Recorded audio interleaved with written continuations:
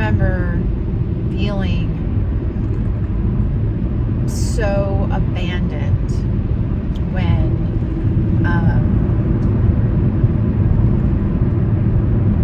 I was discarded in these types of relationships. And I say these types because I'm not sure. I mean, clearly I had multiple people that I was aware of, but with the catfish, I don't know if it was my ex-husband or if it was another person. I have no idea. And the more that you try to figure it out, the more you're just making yourself crazy. So it's just best to not worry about having closure on it, to not try to figure it out. I spent too much time trying to do that. And energy, which was also zapping precious moments of time, keeping me stuck. And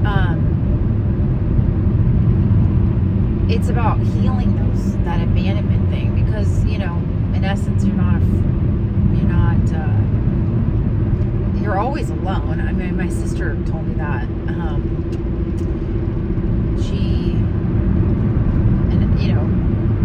There's always going to be a separation between you and another person because you're your own entity, right? Your soul's encased in your body, and even though you're next to another person, spending time with another person, your experiences are within you, and the interpretation is happening to you, right? And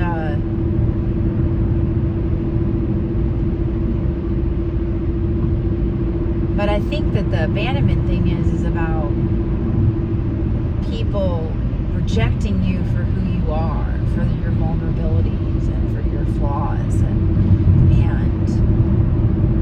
the things that you want to hide, that you want to keep secret, that you don't like about yourself, and having another person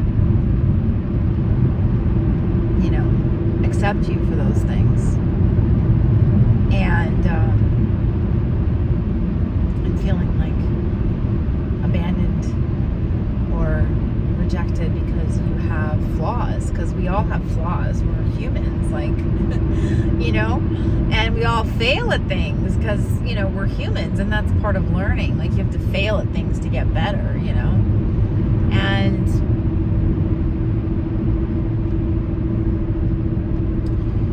and then there comes this point in time when all these things happen to you, and these people are so horrific, and you have to decide whether you're going to ruminate in that negativity and that rejection, or if you're going to say to yourself, and it literally has to come from within, this switch that has to happen with you, and say, okay, I'm going to use all that pain and all that rejection that they dished out to me, and I'm gonna turn that into success.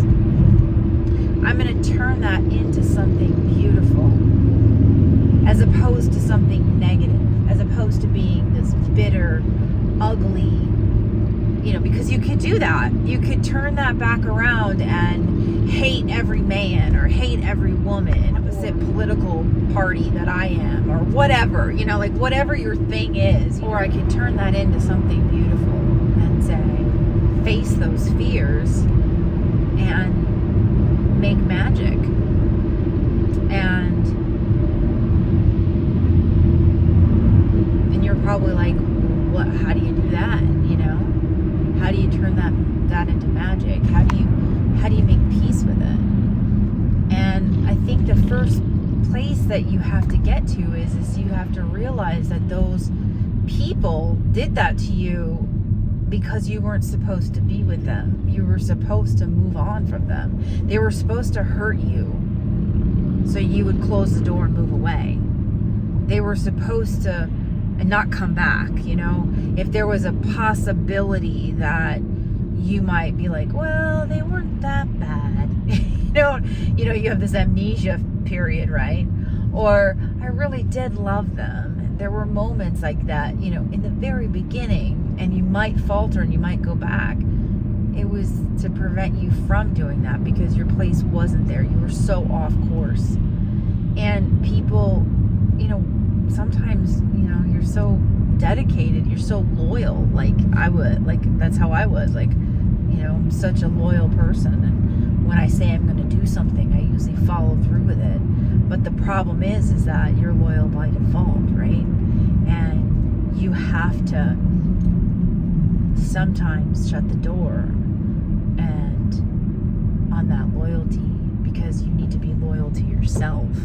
You need to take care of yourself, because these people don't care about you. They are only prioritizing themselves. And I hate that. I hate the fact that that is turning into that. But it's because you're not meshed with or yoked with the right person that is filling your cup at the same time, right? So ideally you want to find a mate that is going to fill your cup up as much as you fill their cup up.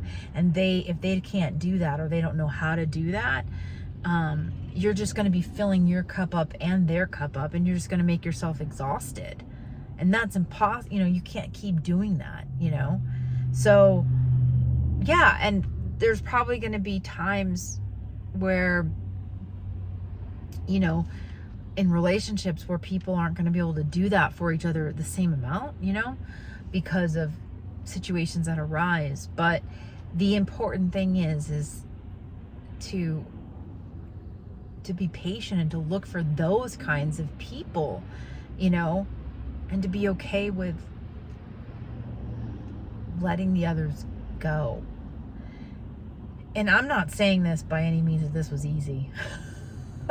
By no means, I mean, it was hard. It was hard because your mindset was my mindset was I was so used to putting my mindset into something and being able to manifest it into existence. And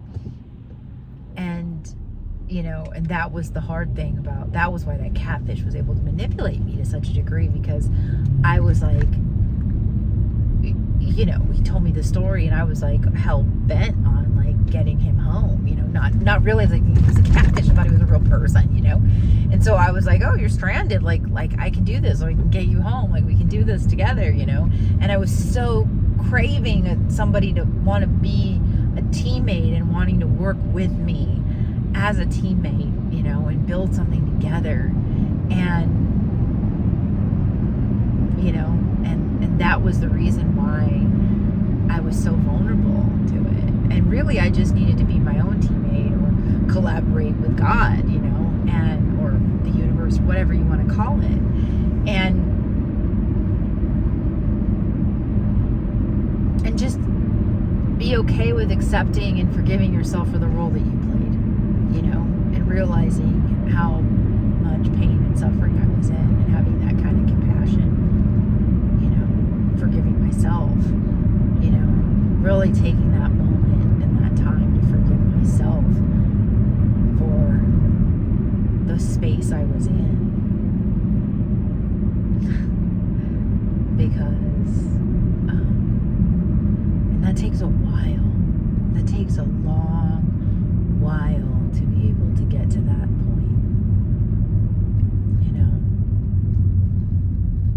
To be able to look back and reflect and see yourself. And I'm not saying decades. I'm saying it takes some months.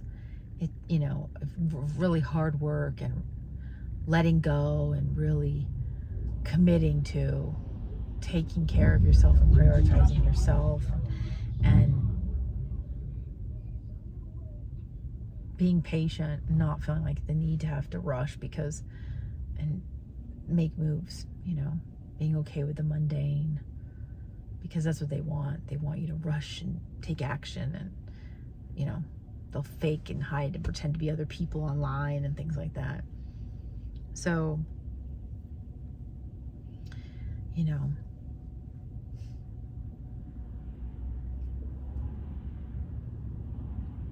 anyway, That's one of many little tidbits that I'm going to start to share on how to rebuild your life from leaving a narcissistic relationship or traumatic relationship. If you like this and other my channel, like, share, and subscribe. Certainly follow me on Facebook, Sunshine Hunting, or my Facebook page, my personal page, Heather Ann Smith. I encourage you to build a support system there with me, along with many others, and